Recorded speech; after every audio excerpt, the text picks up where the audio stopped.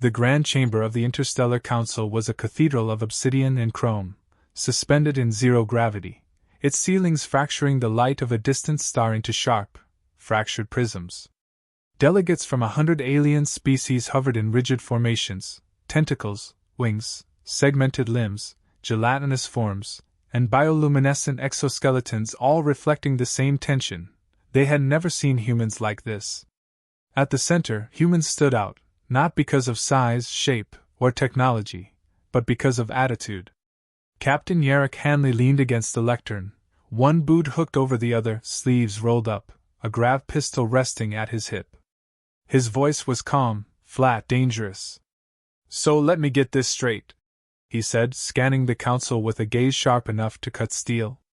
"You've been planning this peace negotiation for 30 planetary cycles, and all it amounts to is a thinly veiled threat to our survival?"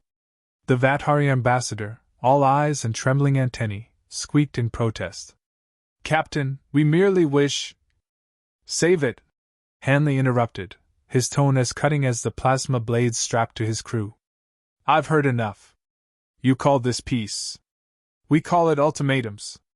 We call it death threats dressed up in polite words." Murmurs rippled through the chamber. Some species recoiled in shock.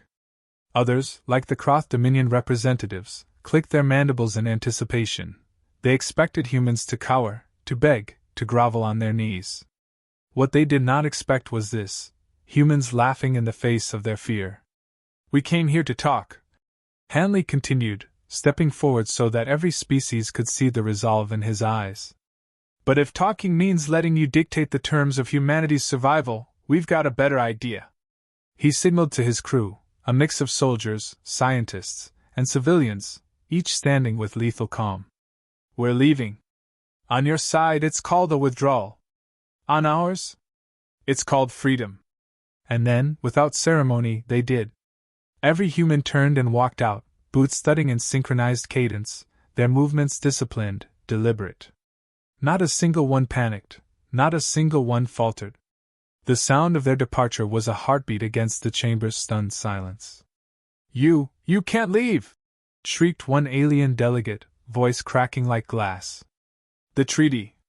Hanley didn't even look back. "We can. And we will." In that instant, a single terrifying truth crystallized across the council.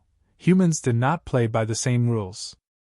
By the time the council realized the humans weren't negotiating, it was already too late. What they assumed was a measured withdrawal was the opening move in a strategy none of them had anticipated. Above the Council's orbital station, human warships blinked into existence from hyperspace. Sleek, deadly silhouettes that defied every calculation the Coalition's sensors had made. The indomitable, Captain Hanley's flagship, drifted into formation like a predator circling its prey. "Surprise!" Hanley's voice echoed across the comm channels, calm, almost casual. "You thought we'd negotiate while bending to your rules? Cute. But let's play your game, now." The humans did not attack blindly. Every strike was surgical. Kroth dreadnoughts vaporized under precision plasma salvos. The Vathary's antimatter grids fizzled, disabled before they could even fire. Entire fleets disappeared in minutes, leaving alien commanders staring at empty space, mouths agape, eyes wide with disbelief. They're too precise," screeched Ambassador Ithra, her gelatinous limbs quivering. "It's impossible, they can't." "They can," Hanley cut in over the comm, voice edged with dry humor. "Because humans don't follow probability. We create it." The council scrambled, desperate to regroup. But the humans weren't just fighting, they were teaching a lesson. Boarding parties moved like shadows through corridors of the orbital station, not to slaughter, but to make a statement. Every human on the ground was a mirror reflecting the alien delegation's hubris back at them. And then Hanley revealed the true twist. The Council had assumed humanity's goal was survival, or revenge. They were wrong. Stepping into the central chamber, Hanley's presence filled the space like a storm. "We didn't come here to destroy you," he said, voice low and dangerous. "We came here to teach you a lesson. You underestimated us. You laughed at us. You assumed our diplomacy was weakness. Congratulations. You were right to assume we negotiate differently. But never again assume we aren't lethal. At his signal, the station's defense grids powered down, not in error, but in demonstration. The Council's fleets were blind, their satellites useless. For the first time, every species in the room understood the terrifying truth. They were at humanity's mercy, and humanity hadn't even started playing yet. The Council scrambled, frantically convening emergency protocols, but the humans were already 3 steps ahead. This wasn't just a battle, it was a lesson in unpredictability, in thinking beyond the narrow confines of alien logic. On the outer rim, humanity's engineers unleashed an armada of automated drones, each broadcasting a simple, chilling message across every comm channel in the galaxy. Humans walk away from threats. So should you. Or else, you'll see what we mean.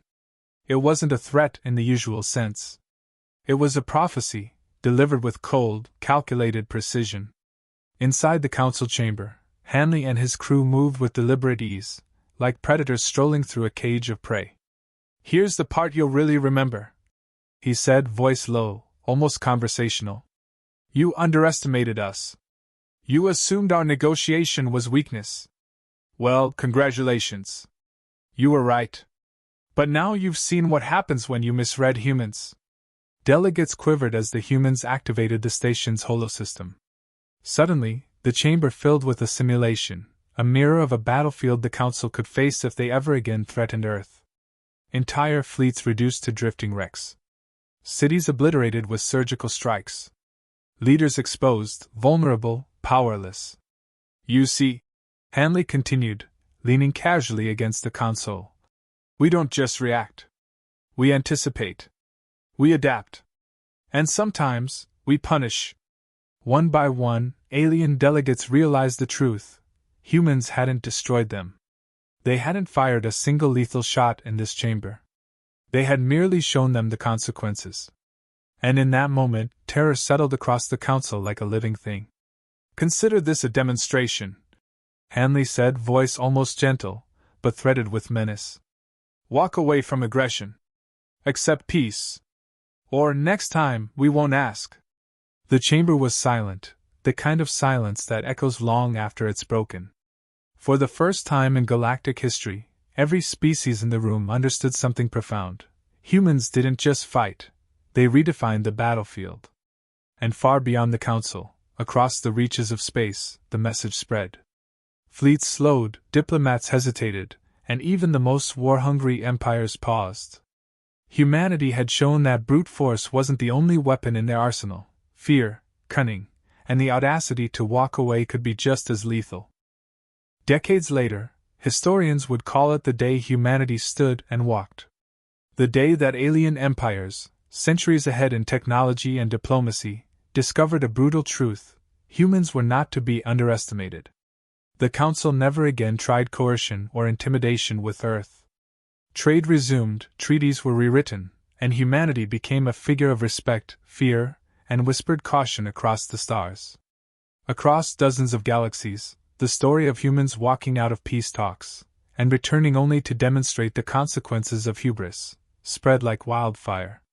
Hanley sat alone in his quarters aboard the Indomitable, a whiskey tumbler in hand, staring at the stars through the viewport. "You'd think they'd learn by now," he muttered, voice low, edged with dry humor.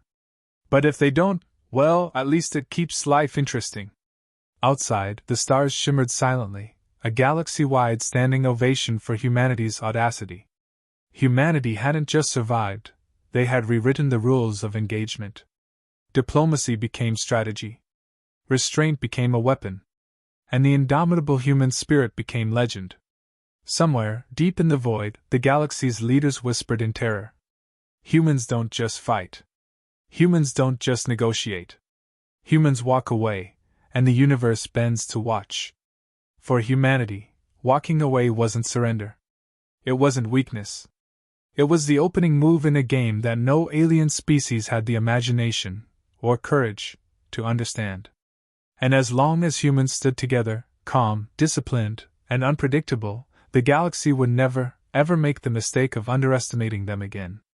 Because humans weren't just participants in the cosmic game, they were rewriting the rules.